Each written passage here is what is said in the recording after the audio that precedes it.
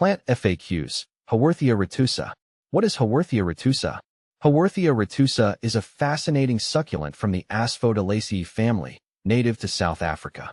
Its distinctive appearance features small, translucent, and greenish leaves that form a rosette shape. This plant's unique look, with its almost geometric leaf arrangement, makes it a standout among succulents. It's often appreciated for its ability to thrive in various conditions, adding to its appeal for both novice and experienced gardeners. How to care for Haworthia retusa.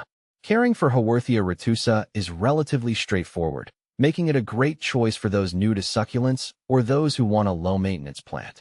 Here are some essential tips for keeping your Haworthia retusa healthy. Light requirements. Haworthia retusa thrives in bright, indirect light. Direct sunlight can cause the leaves to scorch, so it's best to place it in a spot where it receives filtered light or light from a south or east-facing window. Soil. Use a well-draining succulent or cactus mix. You can also create your own by mixing potting soil with sand or perlite to ensure proper drainage. Watering. One of the most common questions about Haworthia retusa is how often to water it. This succulent prefers to dry out completely between waterings. Typically, watering every 2 to 3 weeks during the growing season, spring and summer, is sufficient. In winter, reduce watering to once a month or less, as the plant goes dormant and requires less moisture. Temperature. Haworthia retusa enjoys temperatures ranging from 60 to 80 degrees Fahrenheit, 15 to 27 degrees Celsius. It can tolerate cooler temperatures, but should be protected from frost. Fertilization. Feed your Haworthia retusa with a diluted cactus fertilizer once a month during the growing season. Avoid over-fertilizing, as this can lead to nutrient imbalances. Is Haworthia retusa hard to grow? In my experience, Haworthia retusa is not hard to grow at all. Its adaptability and low maintenance requirements make it a great choice for beginners. The plant's tolerance for a range of light conditions and its resistance to pests add to its ease of care. However, like all plants, it does have specific needs that, if met, will ensure its thriving growth. How to propagate Haworthia retusa. Propagating Haworthia retusa is relatively easy and can be done through offsets or leaf cuttings. Offsets. The most common method is to separate the offsets or pups that grow around the base of the plant. Gently remove the offsets, let them dry for a day or two, and then plant them in a new pot with succulent soil. Leaf cuttings. Although less common for Haworthia retusa, you can try leaf cuttings. Carefully twist a healthy leaf from the plant, let it dry for a few days to form a callus, and then place it in soil. Keep it in a warm, bright location and mist lightly until roots form. What to plant with Haworthia retusa.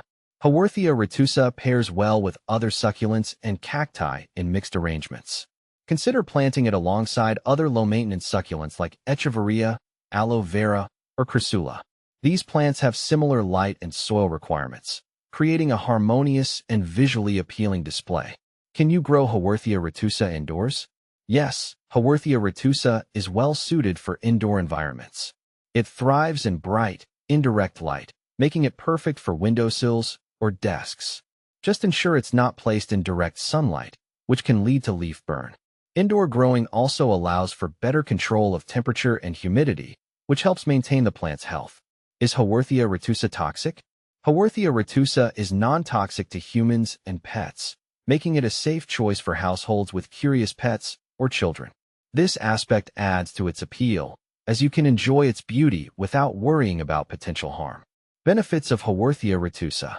The benefits of Haworthia retusa extend beyond its visual appeal. Its compact size and slow growth make it ideal for small spaces. Additionally, it's an excellent air purifier, helping to improve indoor air quality. Its low maintenance needs also make it a great choice for busy individuals. Common problems with Haworthia retusa. Despite its hardiness, Haworthia retusa can face some issues. Overwatering. This is the most common problem.